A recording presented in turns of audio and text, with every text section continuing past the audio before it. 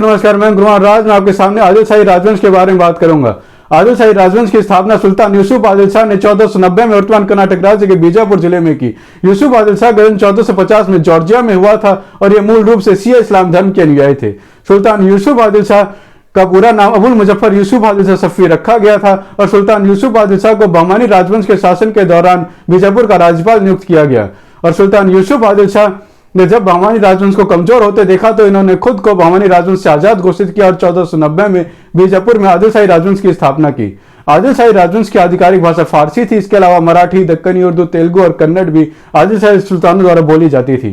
आदिल शाही राजवंश के सुल्तान 1490 से 1534 और 1558 से 1579 तक शिया इस्लाम धर्म के अनुयायी थे और 1534 से 1558 और 1580 से 1686 तक सुन्नी इस्लाम धर्म के अनुयायी थे। सुल्तान यूसुफ आदिल शाह ने विजयनगर साम्राज्य के खिलाफ युद्ध छेड़ दिया। ये युद्ध 1501 में छेड़ा गया और इस युद्ध में लंबे समय तक चले युद्ध के बाद विजयनगर साम्राज्य के सबसे सफल शासक राजा कृष्णदेव राय ने 1509 में सुल्तान यूसुफ आदिल शाह को हरा दिया और सुल्तान यूसुफ आदिल शाह की 1510 में मृत्यु हो गई। सुल्तान यूसुफ आदिल शाह का विवाह मराठा सरदार मुकुंद राव कदम की बहन रानी पूंजी से किया गया। सुल्तान यूसुफ आदिल शाह ने रानी पूंजी का नाम आगे बदलकर बूबूजी खानम रख दिया। सुल्तान यूसुफ आदिल शाह को उनकी पत्नी बूबूजी खानम से एक बेटा और 3 बेटियां हुई। सुल्तान यूसुफ आदिल शाह के बेटियों के नाम है मरियम सुल्तान, खदीजा सुल्ताना और बीबी सती।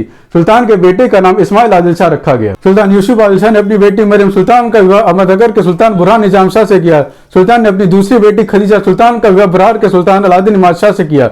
सुल्तान ने अपनी तीसरी बेटी बीबी सती का विवाह बहमानी सुल्तान महमूद शाह बहमानी द्वितीय के बेटे अहमद शाह से किया।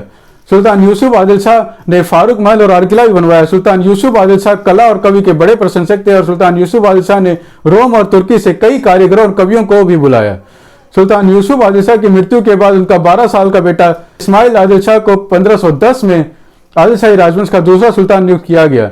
सुल्तान इस्माइल आदिल शाह का जन्म 1498 में बीजापुर में हुआ था और सुल्तान इस्माइल आदिल शाह का पूरा नाम अबुल फतह इस्माइल आदिल रखा गया। आदिल शाही राजवंश के सुल्तानों को उस्मानों के घर का कहा गया और सुल्तान इस्माइल आदिल शाह के शासन के दौरान मंत्री कमाल खान ने राज्य को संभाला। हालांकि मंत्री कमाल खान के मन में एक नाबालिग सुल्तान को देखकर लालच आ गया और मंत्री कमाल खान ने जल्दी ही सुल्तान इस्माइल आदिल शाह को कैद खाने में डलवा दिया और राज्य पर पूरी तरह से अपने नियंत्रण बनाने के लिए जल्दी ही मंत्री कमाल खान ने इस्माइल आदिल शाह को खत्म करने की योजना बनाई। लेकिन सुल्तान इस्माइल आदिल शाह की मां बूबूजी खानम को मंत्री कमाल खान के इस योजना की भनक लग गई और ही मंत्री कमाल खान की हत्या कर दी। मंत्री कमाल खान का बेटा इस्माइल खान ने जल्दी ही बीजापुर के किले को घेर लिया और उसने सुल्तान इस्माइल आदिल शाह और उसकी मां को मारने की योजना बनाई। लेकिन इस्माइल खान भी सुल्तान इस्माइल आदिल शाह के सैनिकों द्वारा मारा गया। सुल्तान इस्माइल आदिल शाह ने अपनी मां बूबूजी खानम के संरक्षण में बीजापुर सल्तनत की कमान संभाली। सुल्तान इस्माइल आदिल शाह ने रायचूर दोआब के क्षेत्र के लिए विजयनगर साम्राज्य के खिलाफ लड़ाई छेड़ दी। यह लड़ाई 12 मई 1520 को लड़ी गई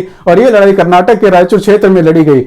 इस लड़ाई में विजयनगर साम्राज्य के साथ पुर्तगाली साम्राज्य दे रहा था और इनके पास कुल मिलाकर 70,000 पैदल सैनिक, 30,000 घुड़सवार सैनिक और 550 युद्ध हाथी भी थे। तो दूसरी तरफ आदिल शाही राजवंश के सुल्तान इस्माइल आदिल शाह के पास कुल मिलाकर 1,20,000 पैदल सैनिक, 18,000 घुड़सवार सैनिक और 150 हाथी भी थे। इस लड़ाई में विजयनगर साम्राज्य के शासक राजा कृष्णदेव राय के साथ उनके अलावा प्रधानमंत्री तिमारुसु पेमासानी रामलिंग नायडू और पुर्तगाली कमांडर क्रिस्टोफर डी फिगेरेडो दे रहे थे।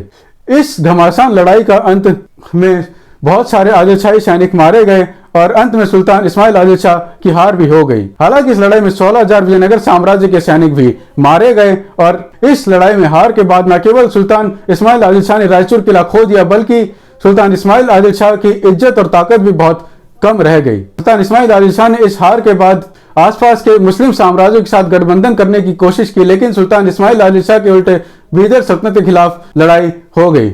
इस समय बीदर सल्तनत के सुल्तान कासिम बरीद थे और सुल्तान कासिम बरीद ने आसपास के सभी मुस्लिम साम्राज्यों अहमदनगर सल्तनत, बरार सल्तनत और गोलकोंडा सल्तनत के साथ गठबंधन किया।